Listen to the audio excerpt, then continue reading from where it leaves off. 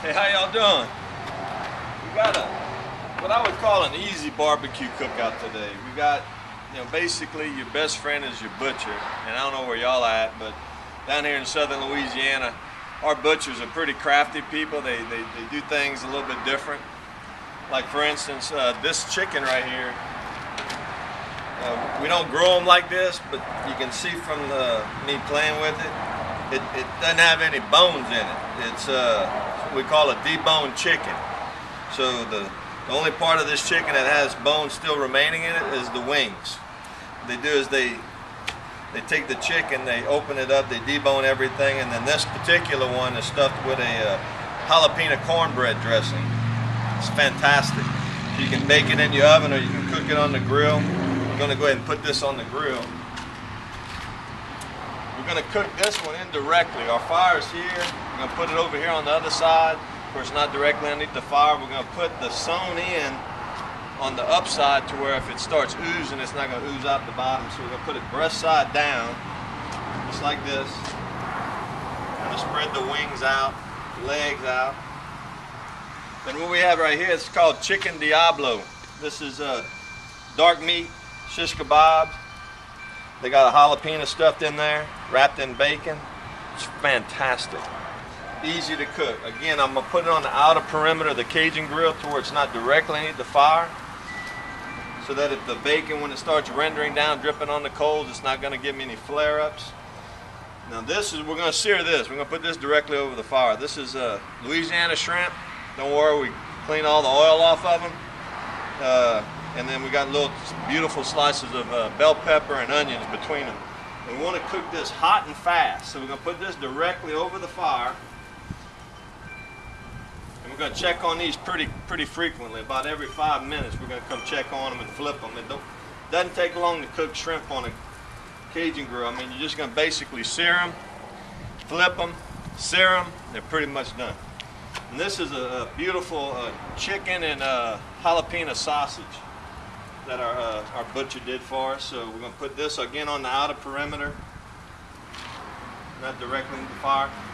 Beautiful looking pit. We got all this food directly underneath a hot fire. We're going to slow cook and indirectly cook this chicken. When I close the lid and I close my dampers on the Cajun Grill and the temperature stabilizes, we're going to be basically baking. Barbecuing is basically baking. If you're baking a chicken in your house, you want it about 350. That's about the temperature we're shooting for. This particular grill, if I wanted to raise up the coals and get it right up underneath them shrimp and sear them faster, I can. But we're going to keep them a little lower so that it doesn't cook too fast. So check back with us in just a minute. We'll show you what this shrimp looks like.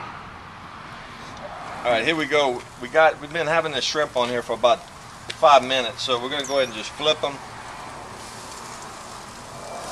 See how pretty they look? Some of them got a little sear on them. Got a little fire back there. That's nice. Now I'm telling you, after we flip this, I'm going to lower my fire. After we flip them right here, this is pretty much all but done, because the oven temperature has been cooking them as well on the top. So you don't want to overcook your shrimp. You still want it you don't want to dry it out. We're going to close this up. Let's see, we could roll our sausage. See how we got the sausage? Taking on a nice color. This one's real far off the fire, so we're not going to have as much color on it. Chicken, looking kind of good. And logs are starting to catch on fire, so we're going to close the lid. And the way this Cajun Grill works, you close the dampers. If you had a fire, you can see the fire going in there. You have a grease fire or a fire from the actual charcoal. You close that lid, within 10 seconds, you're going to see nothing but smoke pumping out of this grill.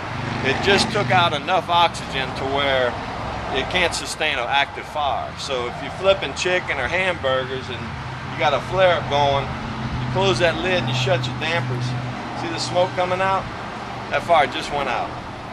You're going to have a thick smoke pouring out of there. Now you just have a smoldering fire. That's why we love the Cajun Grill. As a barbecue pit, you virtually have total control over flare-ups, over the air coming into it, the temperature. With the coals, you can sear, you can lower it, and go back down to a lower setting. See, look at that smoke pouring out. That's love right there, baby. Nothing but love going on. So check back with us. We're going to be eating some of these shrimp, and we're going to check on the rest of it. That chicken's just sitting over there doing its thing, so it's going to be good. All right, it's time to try one of them shrimp. Let's take a look at it. Beautiful, beautiful color. I don't know what they marinated that shrimp with, but boy, it looked like a lot of butter or something. Well, I tell you, you got guests coming over for a football party. You're looking for an appetizer to serve your guests while you're cooking the main meat. It's hard to go, you can't go wrong with shrimp. So let's take one of these off right here.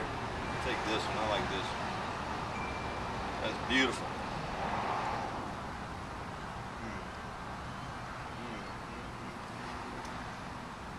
Oh my God. And a little onion. Beautiful. Now that I got the shrimp off, we're going to go ahead and move the chicken Diablos. I'm going to put it more directly over the fire. The sausage we're going to continue just to kind of roll around. Look at them plumping up. If I took this and poked a hole in it, it'd probably shoot all over them. It's so pressurized with juice right there. We don't want to do that. We don't ever want to poke your sausage. You want to let it cook in its own juices. So that's why I like using a tong on my fingers. I'm not too smart. I got temperature-proof fingers. If you start poking holes in it, you're going to let all the juices out, and it's just going to get dry. And nothing worse than dry sausage. And you see the color on the chicken starting to look really, really nice. You can see the tan line. You see that, Travis? See how white it is right here? It's because of the way the positioning of the leg was. Look at that tan line. That's all smoke that we've acquired so far. So we're going to let that keep going. My fire's going. But again, as soon as I close that lid, poof, fire goes out. Baking at about 350 over direct fire. We're gonna roll that chicken. You know, a lot of grease over that on that bacon rendering down. It's falling on them hot coals. No fire, but it's an intense hot fire. So you don't want to burn it. You want to check it about every 5 to 10 minutes. But that's the beauty of barbecuing. You got gas grills and you got charcoal pits, smokers, and grills. And the difference is that gas grills, you pretty much can't go work in the garden, you can't go play around the golf, you can't go run to the grocery store. A gas grill, you got to be attentive to what's on the pit. You got to be flipping it. So barbecuing's more of a laid-back type of cooking, and we like both. I mean, we're not prejudiced. We like gas grills because they do certain things real well, but we love barbecue pits. And you know, on a weekend, company coming over, family coming over, game on, you don't want to be stressed out cooking. Get you a good barbecue pit where you can slow it down, have a 2-hour cookout, an hour cookout, and not a little 30-minute cookout. So check back with us. We're going to devour some of these shrimp, and then we're going to keep checking on this other stuff. All right, we just ate some shrimp. Let me tell you, they're right here. They were very good. All right, this is we got the sausage still on. It's taking beautiful color. This is the chicken Diablo. Nice seared bacon on the outside. Oh. Looking really good. We're going to move them out over the fire, away from the fire a little bit. Again, that chicken's just sitting there. You can see it's starting to drip. So the fat is starting to render down. But it's going to take about another hour, hour and a half to cook this chicken. So if you wanted to serve everything together at one time, the shrimp, you know, this chicken, the sausage, and this deboned chicken, you probably would have wanted to start the deboned chicken first. You want to kind of time how long each individual item that you're barbecuing will take, and then start with the longest first, and then when that one reaches the temperature or the time frame where you need to throw the next item on that's going to take the second to longest, you can space them out that way.